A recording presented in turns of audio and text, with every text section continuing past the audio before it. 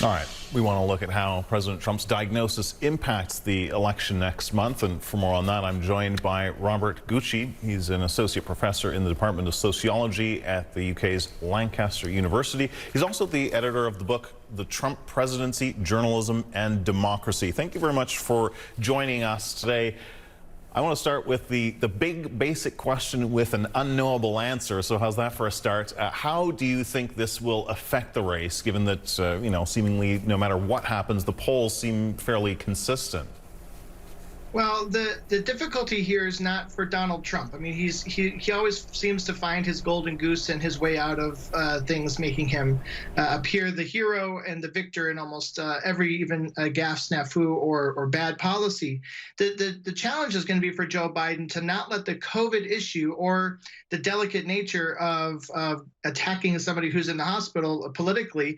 It's going to be for him to keep the focus on police brutality, immigration, threats to issues of abortion, the things that have really upset Americans and his party for the last 4 years. So it's going to be a balance between treating Donald Trump in his condition and his wife's condition respectfully, but also not forgetting what has angered and created a divide among this country. Yeah, I mean, on that, the Biden campaign's withdrawn negative ads. Some are saying, you shouldn't do that. You got to be tougher, especially since the Republicans aren't withdrawing their negative ads. Is that a mistake?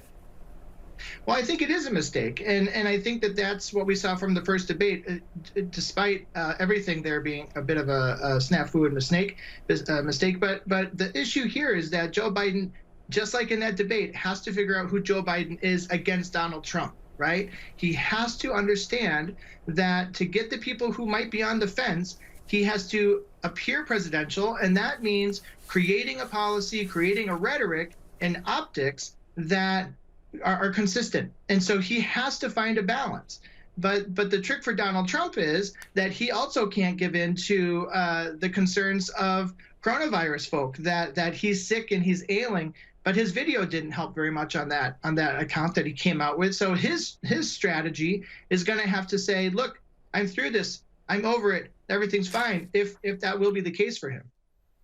So then you don't think, the fact that his message was basically the coronavirus would magically disappear, that all of this will affect his credibility on the issue? Obviously, as you say, with his core vote, that won't change. But with the undecided voters, will that change their minds? Well, I think, first of all, he's walking a fine line by calling things miracles, but we did see him moving toward a religious component, right? Saying that these are miracles coming from God. So he is speaking to a part of the electorate, whether that was intentional or not. But with Donald Trump, almost everything, even things that don't seem intentional, are intentional. He's speaking to an avenue there to the White House. He's speaking to people who want to say, look, this might be a flu. This might be a bad flu. Maybe he should have wore a mask. Maybe he shouldn't have. But have to believe that he's still better than Joe Biden at dealing with a pandemic that, quite frankly, very few people have been able to prepare for. And so it's going to be a balance, again, on Donald Trump's side. But knowing what he's done over the last, several decades in his business and then as a politician, he will find a way, assuming that his optics are a little bit better and he looks a little bit better on camera, that he can say, we're coming through this. I now know your pain, and here are the things we're going to implement going forward, whether they're implemented or not. All right, we'll see about that.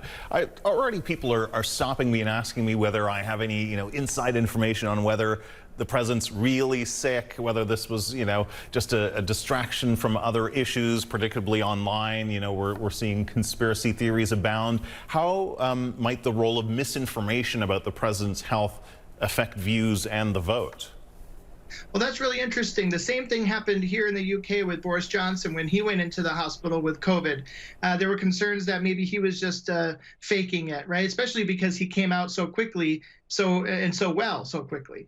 But now what we're seeing with Boris Johnson is he's really slumping in the support of his peers. So he got a bit of a rise. He had a great response from folk, but then afterward, he's losing the support of people in his party. We might see the same thing from Donald Trump. We might see some folk coming through saying, yeah, this could be a hoax, this could be fake. but they're hoping that people are going to come back and be compassionate. In fact, a lot of social media right now, even from people who are critical of Donald Trump, are wishing him well. Well, you didn't say that 6, 8, 10 months ago when he was doing things that you didn't like. You weren't wishing him well then, and actually wishing harm to the man. So there's a really weird moment here when people get sick or when they pass or when something's going on with their health, that we tend to give them a few bonus points. But if those bonus points last into the election, we have to wait and see. Absolutely. These are truly unprecedented times. Thank you so much for speaking with us, Robert Gutsche of Lancaster University. Thanks. Well, for months, President Trump has blamed Beijing for the coronavirus.